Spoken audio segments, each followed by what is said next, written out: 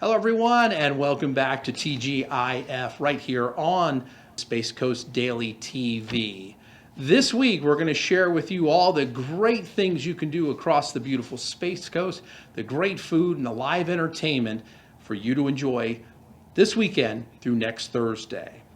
First up, we have a great weekend of the Kentucky Derby and how it hits home right here in Brevard County. We're going to take you out to the HART Horse Rescue for Thoroughbreds in Cocoa. Enjoy this clip.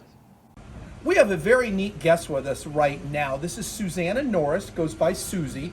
She is with HART, H-A-R-T, which is Hidden Acres Rescue for Thoroughbreds. Now, in conjunction with the upcoming Derby Days, you are one of the beneficiaries of the fundraising efforts that the Derby Days do. Well, welcome, Susan. Thank you very much for having me. Tell us a little bit about what you do here, your capacity, and tell us a little bit about the history and how you got into this. Okay, I'd love to, yes. So I've been riding horses all my life. I've been working with thoroughbreds much of my life, and just opened this place in 2006, learned through just some connections that the thoroughbreds coming off the track are, they don't go live happy lives in green pastures and all that. There's, a real problem with where they need to go after they're done racing. A lot of these horses are 3-4 years old. They're very sound, they're very well bred. They're very well-mannered horses that have a lot of capacity beyond the track. So when I learned a little bit about that and the need for these horses to have, a little bit of retraining, maybe some minor injuries, rehabilitated, and then just some basic direction to move on to new homes, I got really compelled to do something. So that's when we started Hidden Acres Rescue for Thoroughbreds, opened up a nonprofit status in 2011.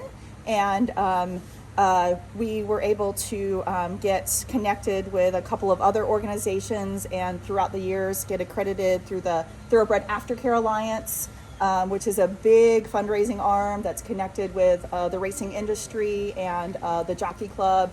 And through that accreditation, we get a lot of kind of oversight on, who we are, what we do, how we do things. They make sure that all the horses are, being cared for properly. Our governance is up to par, all that good stuff.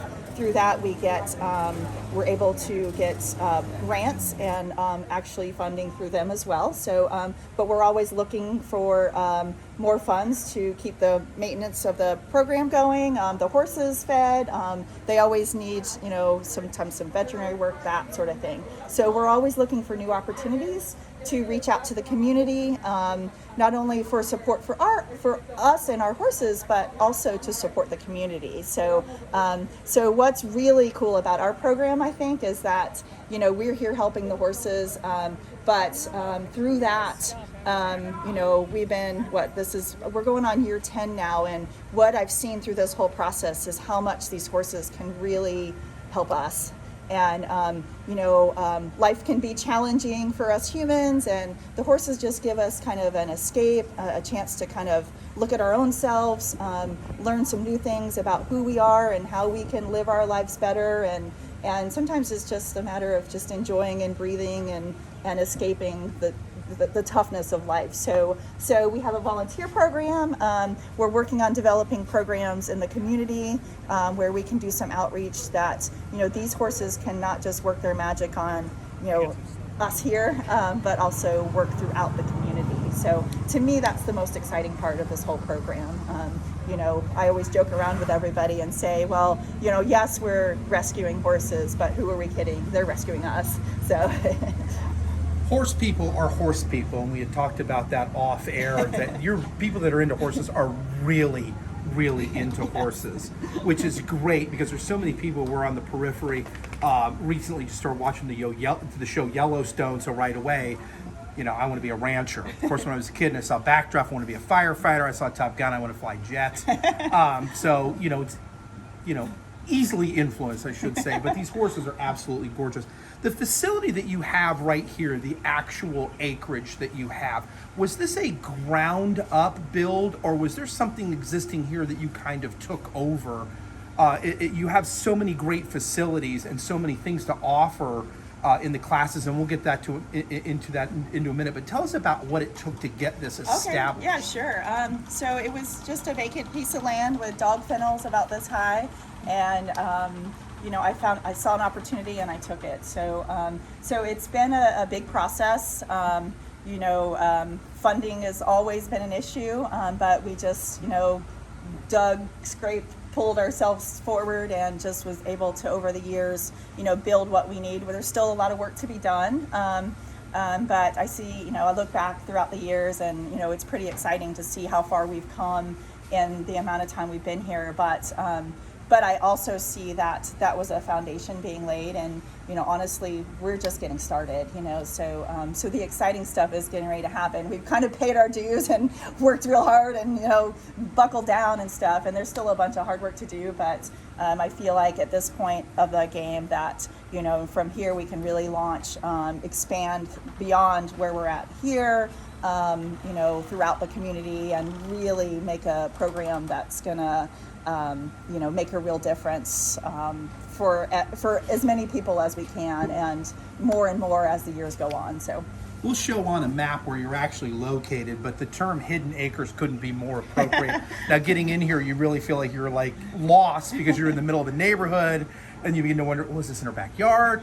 But it's very neat how back here, you're in Port St. John proper. I guess Cocoa is the official, the address, but we'll show that on a map where you're actually located. Now, the programs that you run here, this is not a closed off, completely insular program that you're running. You have programs for kids, you have therapy programs. Tell us a little bit about the different classes and programs that you offer here. Sure, yeah. So we do, our primary programs right now are through volunteering and through our lesson program. So we offer lessons from kids ages 4 and up, pony rides for younger kids. And that's a program that not just teaches kids how to ride, but it also, we try to really focus on the aspect of care of the horse, and the overall picture of what it takes to be a responsible horse owner. But the flip side of that, again, I keep coming back to this, is the life lessons that these kids can learn through these horses. So the program really works on teaching kids confidence and accountability and responsibility and teamwork. When you're working with a 1,000-pound animal, I mean, you have to work together with that animal, and so there's so many life lessons that can be taught with these animals, for kids. So again, you think about that and you expand that out. You think of at-risk youth, you think of veterans, you think of just maybe battered women. There's just so many aspects of the community that can be affected in a positive way through these horses and through our programs. So you did mention therapy programs, and we have not officially set up any therapy programs, but we are working on working with certain aspects of the community. There's COVID kind of slowed us down a little bit, but there are certain organizations within the community that we're working on, developing programs. We've had some programs in the past where we worked with some at-risk youth through a school, and just saw some really positive changes in the kids with that. And so we're working on, although we've done a lot of that stuff, we're working on really developing a structured program, and that's kind of our next fundraising arm, is really looking at that, what that's going to take for to get up started, so that we can really build those programs out and make a difference. You had mentioned your reliance on volunteers. We're going to do two things. First, I want you to tell how important those volunteers are. There's so many of them hard at work right now as we speak. We walked around, we saw how hard they are really working. Really a gift from the heart from these people. I mean, you're talking some labor-intensive work that they come out, and it's just a labor of love. They can spend time with the horses. The other thing is, I want you to share with how they can reach out to you if they want to be a part of this fantastic program that you have here. Awesome. Yes. So So we take all kinds of volunteers. We have Missy over here, God bless her, she's here cleaning stalls almost daily. And, of course, the day-to-day care of the horses is important. And, the horses need to eat, whether it's Christmas or New Year's, so that's a super important part of the program. But not everybody wants to come out here and sweat and toil. We have other opportunities like social media marketing and, administrative. I mean, there's so many facets of the program that must stay balls in the air to keep it going and keep it functioning properly. So, a lot of people probably don't think they have the skills to help us, but when really in reality they do, So I encourage people to kind of think about that a little bit, I can do Excel spreadsheets, or I can, write grants or do editing, or, I can reach out to the community, or, there's just so many. Everybody has a skill that they have to offer that could help our program. So if you do feel like you have a skill or are interested in learning more about the program and helping us, with your particular strength, or even if it's a weakness you want to develop or whatever, you can definitely reach out to us through our website. It's heartforhorses.org, we have a Facebook page that's just getting started. Our Facebook page got hacked. We had over 5,000 followers and somebody took over our Facebook page. So we're having to start from scratch. So working on developing the new Facebook page. Our phone number where you can reach us is 321-543-2924. And if you just leave us a message there, we'll get back to you promptly. We'll get you set up with our volunteer coordinator, Paula Crane, and she can get the applications all set and ready. We have volunteer orientations monthly, and then directly after that, a training to help everybody get up to speed.